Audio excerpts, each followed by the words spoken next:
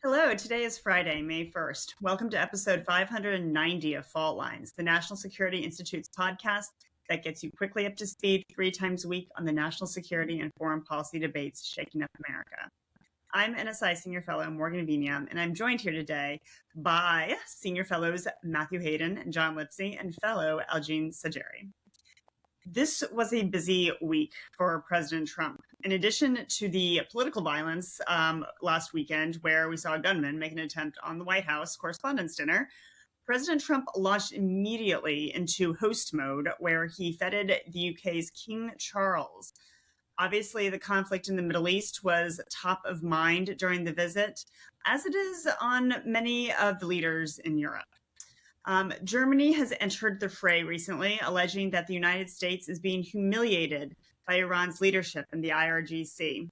Chancellor Merz's comments did not go over well with President Trump, who then suggested he may reduce the United States' military presence in Germany. This, of course, would not be the first time that he would take troops out of Germany. Trump in 2020 ordered around 12,000 troops to be removed following tensions with Germany over military spending and other security issues. However, after years of not stepping up on defense, Germany is actually finally doing so. Deutschland obviously is an important hub for U.S. military operations in Europe and beyond. We have major military bases and headquarters in Germany, and the country has substantial training areas for American and allied troops. Additionally, Germany is the business hub of Europe and actually plays host to some of the brightest minds in engineering and technology, particularly in defense. So, questions. Matt, let's start with you first. Do you think the president is serious about these threats, and what could the implications of them be? So it is Fun Friday, so we have to start with celebration of the fact that the Department of Homeland Security is funded. So I didn't have any confetti to throw, but that would be something to do. The conversation with Germany is interesting. The way the president is basically reacting to feedback from any world leader that is contracting or not in support of U.S. action across the Gulf states security mission or work against the Iranians that are anything near a nuclear opportunity space is getting immediate blowback, immediate escalation, and immediate consequence thrown across social media as fast as possible.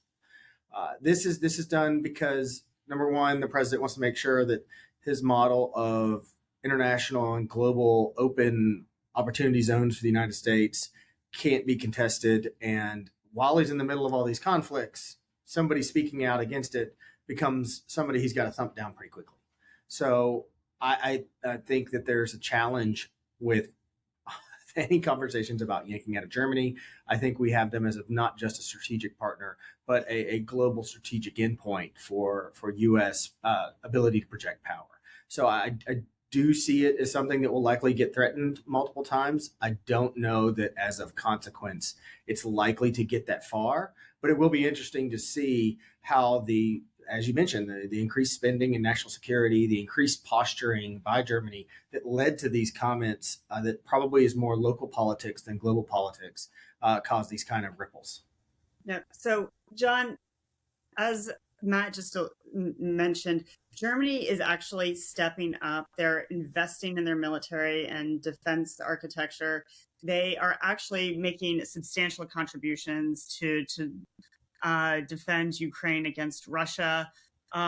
What do you make of these comments? And is it all just sort of pomp, or is it more something more serious here that we need to be considering about the U.S.-German relationship?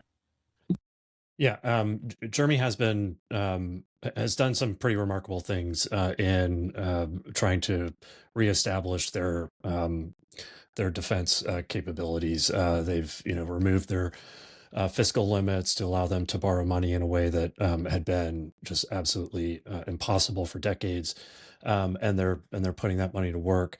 They had been, we have. Merz had been working hard to maintain a strong relationship with the president, and I just want to remind him and all of us of what he said when this war first started. Some of the things he said. He was actually one of the European leaders that, along with Zelensky, that came out uh, pretty much strongly in support of the war. He said, at the time, the president was getting a lot of criticism from Starmer and from Spain and from France and others, and Merz said that appeals from Europe and condemnations of Iranian violations of international law and even extensive sanctions have achieved little over the years.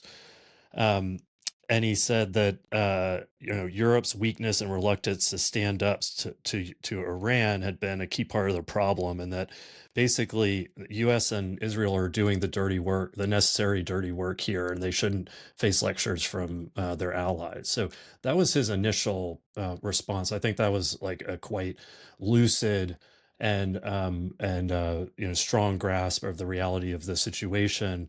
And so I do think, as Matt described, that what we're hearing from him more recently is certainly him responding to his domestic politics, a lot of strong opposition to the war, as well as the real Europe is certainly starting to feel much more of the pain on the economic front than the United States has thus far. And so I think that that's what all of that represents. But to the broader point, Undersecretary Colby was, I think, this week, 2 days ago, met with the other NATO ambassadors, and at least according to him, there was strong consensus for his proposed NATO 3.0 vision, which does envision a European-led NATO in effect. And so despite all the tantrums over the last several years,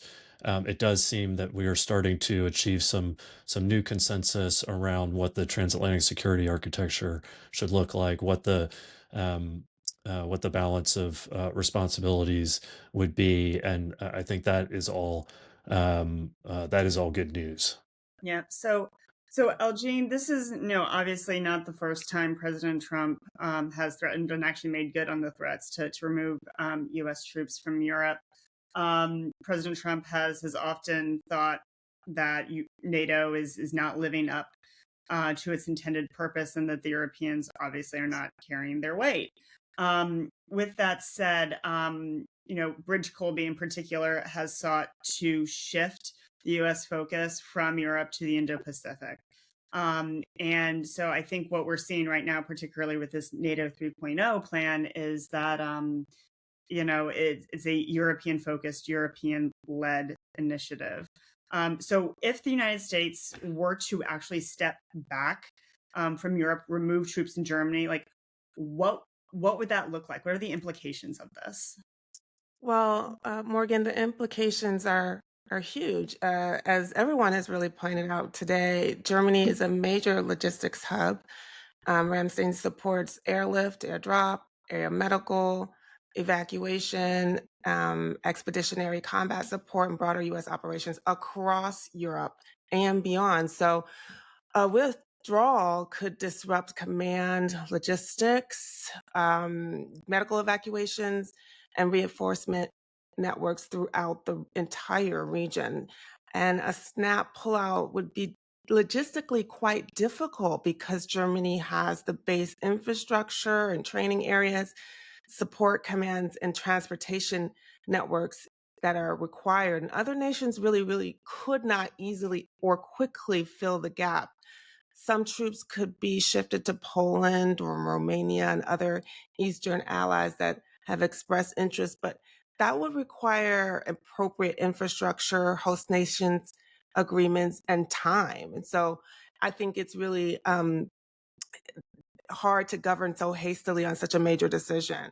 Also it's important to note the signal that this withdrawal sends to our adversaries in the region. NATO says Russia's war against Ukraine is the greatest threat to Euro-Atlantic security in decades. And so a visible U.S. drawdown from Germany could be read by Moscow as a division or reduced U.S. commitment to Europe and Europe's defense. So, and even if Article 5 remains intact legally, using troop deployments as political leverage could really weaken allies' confidence that the U.S. guarantees are stable and predictable. Mm-hmm. So Algene, I think all those things are right. The only thing I would add to it is just to say that we should be moving troops eastward. That's been a long discussed necessary step for NATO to take, for the United States to take. That absolutely should be part of the plan, but there is no doing that quickly, and there's a world of difference between withdrawing down, our posture in Europe versus just shifting our posture eastward into some of these other allies that are more at risk and that we need to deepen our partnership with. Yeah, my point is that it would take it would take time, and it couldn't be done and shouldn't be done quickly or hastily. All right. Well, on that note, I was accused earlier by Matt Hayden of not adhering to Fun Friday. And so Matt obviously picked his Fun Friday topic, which was DHS reopening. So we're going to do a lightning round here. I'm going to start with you, John, and then Algene. What is your Fun Friday topic? What are you excited about this week?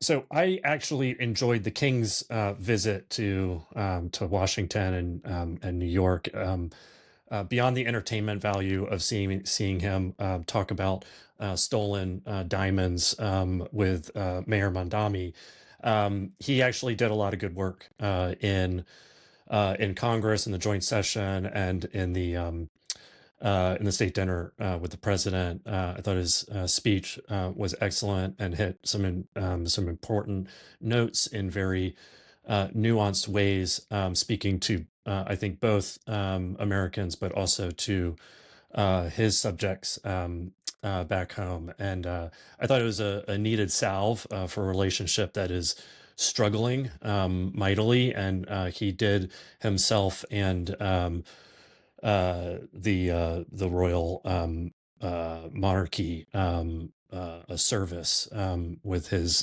diplomacy this week. So I enjoyed his visit. All right. Well played, Algene.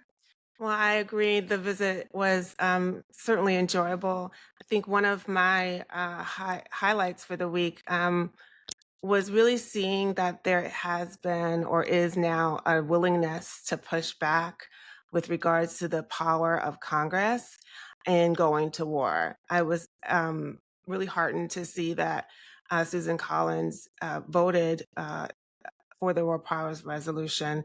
I think it's really important that, regardless of party, that we really institute rule of law in this country, and that includes Congress really exercising its powers and its constitutional rights and prerogatives. And so I was really heartened to see that. And to me, that's not so fun, but it's an important topic. All right. And for my Fun Friday topic, I'm actually going to piggyback off John's. I loved seeing the royal family, King Charles and Queen Camilla, in town this week.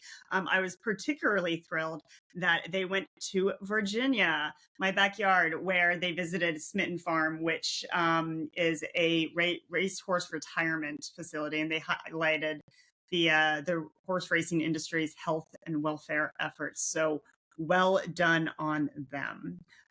Okay, so that is a wrap. Thanks as always to Grace Trice, Claude Jennings, and the NSI staff for their help in producing today's episode. Join us on Monday, May 4th, for another episode of Fault Lines, the National Security Institute's podcast that gets you smart fast on the national security and foreign policy debates shaking up America. We're on YouTube, so check out our channel for a video of today's episode. If you like what you heard or saw, be sure to rate, review, and subscribe.